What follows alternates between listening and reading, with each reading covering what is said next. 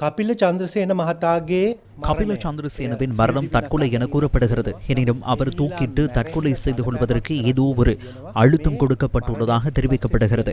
இந்த மரணத்தின் பின்னணியில் உள்ள மிக அதிர்ச்சியூட்டும் மற்றும் ஆபத்தான தகவல் ஒன்று தற்போது வெளியாகியுள்ளது. ஆரம்ப கட்டத்திலேயே கபில சந்திரசேனவுக்கு 2 பிணையாளர்கள் பெற்றுக் கொடுக்கப்படுகின்றார்கள். ஆனால் அவர்கள் நீதிமன்றத்தினால் பிடியாணை பிறப்பிக்கப்பட்டு பிணையாளர்களாக இருப்பதற்கு தகுதியற்ற 2 நபர்களாக காணப்படுகின்றனர். எனினும் இதன் உண்மை நிலை என்னவென்றால் இந்த 2 பிணையாளர்களையும் நீதிமன்ற பதிவாளர் நிராகரித்து விடுகின்றார்.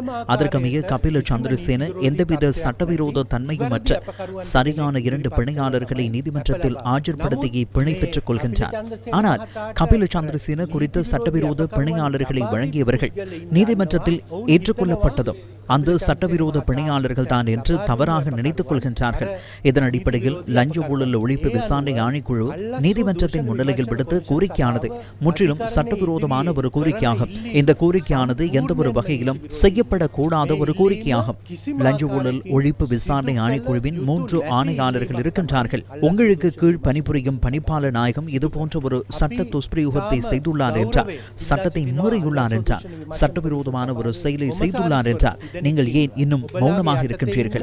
ஏன் அவருக்கு எதிராக உடனடியாக ஒரு விசாரணையை நடத்தி அவரை பதவியிலிருந்து நீக்குமாறு பாராளுமன்றத்திற்கு அறிவிக்க நீங்கள் தயங்குகின்றீர்கள்?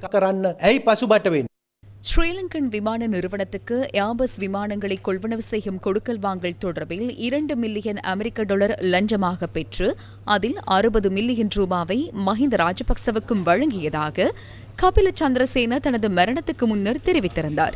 இந்த ஊழல் மிக்க கொடுக்கல் வாங்கல் தொடர்பாக விளக்கமறியலில் வைக்கப்பட்டிருந்த கபில சந்திரசேன பிணையில் விடுவிக்கப்பட்ட பின்னர் அவர் முன்னிலைப்படுத்திய பிணையாளர்கள் சட்டப்பூர்வ தேவைகளை பூர்த்தி செய்யாததன் காரணமாக அவரை மீண்டும் கைது செய்யுமாறு பிடியாணை பிறப்பிக்கப்பட்டது.